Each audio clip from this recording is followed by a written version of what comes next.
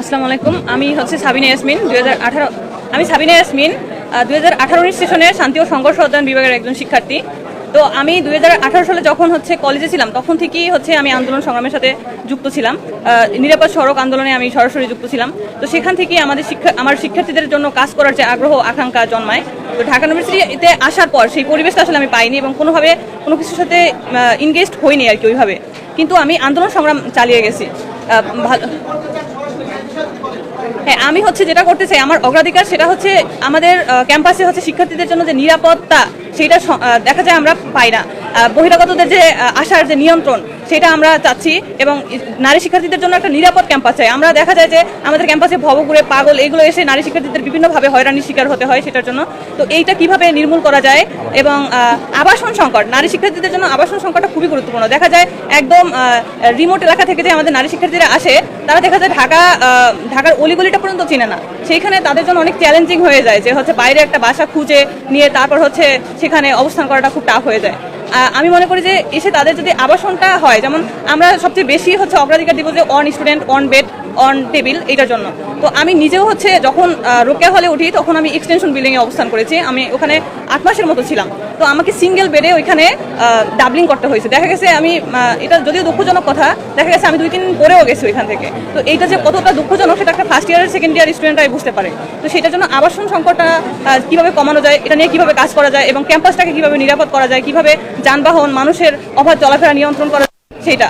এবং খাবার নিয়ে আমাদের দেখা যায় খাবারের ক্যান্টিনে গেলে আমরা খাবার খেতে পারি না। আমি 4র্থ বর্ষ থেকে রান্না করে খাই, দেখা যায় আর পারতেছি না, তখন নিজে রান্না করে যতটুকু পারা যায় সেভাবে করে খাচ্ছি। তো সেই ক্যান্টিনে দেখা যায় তেলাপোকা বিভিন্ন রকমের অযাচিত জিনিস যেগুলো আমরা আসলে মুখে তোলার মতো না, সেগুলো অনেক সময় পাই, পোকামাকড় এগুলো পাই। তো খাবারের মানটাকে কিভাবে উন্নত করা যায় সেটা নিয়ে আমার কাজ করার ইচ্ছা এবং আরও অনেক বিষয়ে কাজ করার ইচ্ছা আছে। যেমন লাইব্রেরি স্টুডেন্ট, আমি কিছুদিন প্রায় 6 মাস থেকে 8 মাসের মধ্যে লাইব্রেরিতে চলাচল ছিল। দেখা গেছে একটু ঘুম থেকে উঠে দেরি হইলেই আমি সিটটা পাচ্ছি না, ওখানে পড়তে পারছি না। প্রত্যেকটা স্টুডেন্টের জন্য যাতে একটা আসন নিশ্চিত থাকে যে সে যখন পড়তে ইচ্ছুক তখন গিয়েই যেন সে ওখানে বসতে পারে, ওখানে পড়তে পারে। তার জন্য জি জি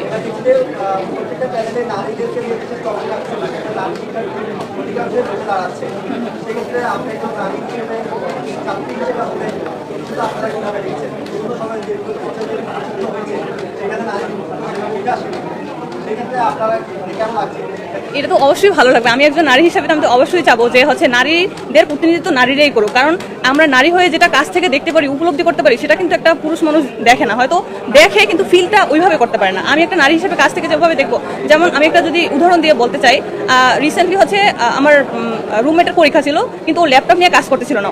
ওর বেডমেটেরও পরীক্ষা, ওরও পরীক্ষা। তো ওর জন্য ঘুমাইতে কষ্ট। তারপর এটা আমরা যেমন কাছ থেকে ফিল করি সেটা কিন্তু ছেলেরা বুঝবে না। সেটার জন্যই আসলে আমার প্যানেল আমাদের ডিসকাশনের মাধ্যমে আমাকে এত গুরুত্বপূর্ণ পদে আর কি নির্বাচিত করা হয়েছে প্রার্থী হিসাবে।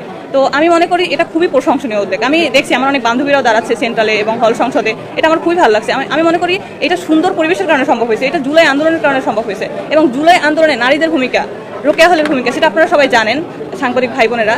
তো সেই জায়গা থেকে আমি মনে করি নারীরা যদি সামনে এগিয়ে আসে, নারীদের নিরাপত্তা ক্যাম্পাসে এবং নারীদের যে অধিকার সেটা অবশ্যই অগ্রাধিকার পাবে। এই বলে আমার বক্তব্য শেষ করছি আমি।